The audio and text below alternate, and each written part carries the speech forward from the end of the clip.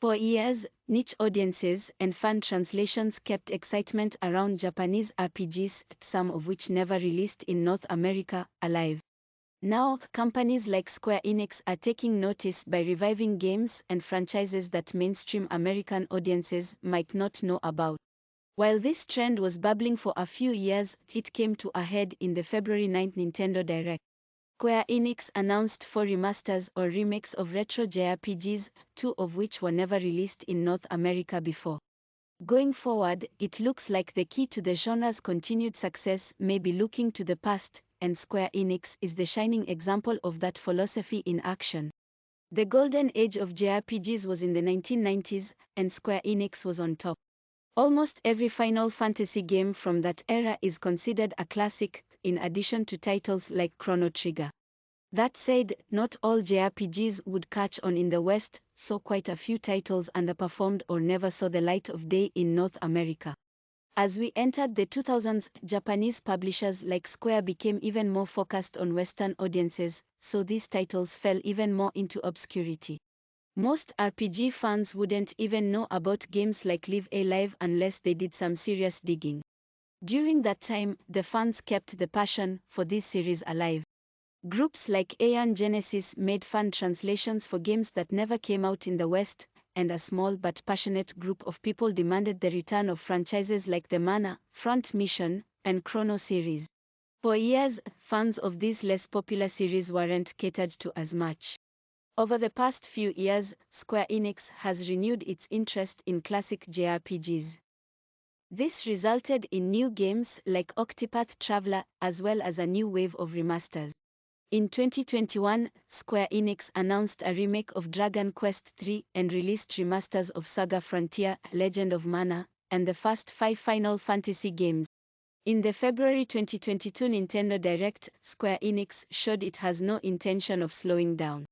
It will launch Final Fantasy VI Remaster later this month and announced an HD, 2D remake of Live Alive, the remaster of Chrono Cross that includes a localized version of Radical Dreamers, and remakes of Front Mission First and Front Mission 2.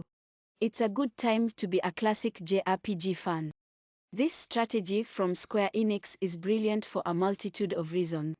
Remasters of classic titles fill gaps in a release lineup and don't require nearly as much work as developing a new JRPG game like Forspoken from scratch. In general, there's currently a trend for entertainment media to revive legacy franchises as they already have built-in fanbases that will hype up and buy products related to that series.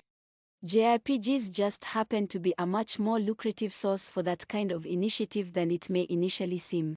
Re-releasing these retro games, whether through a simple remaster or full-on remake, validates the fans who spent years supporting, translating, and preserving these niche games.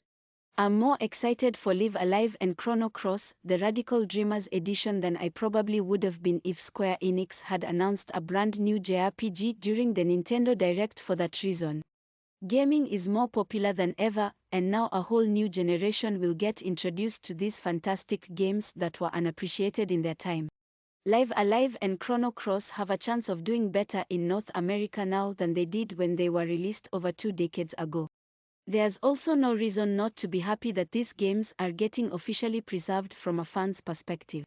The February 2022 Nintendo Direct highlighted that this strategy is successful for Square Enix and that it plans to continue embracing the path. Now, it's time for other companies to do the same.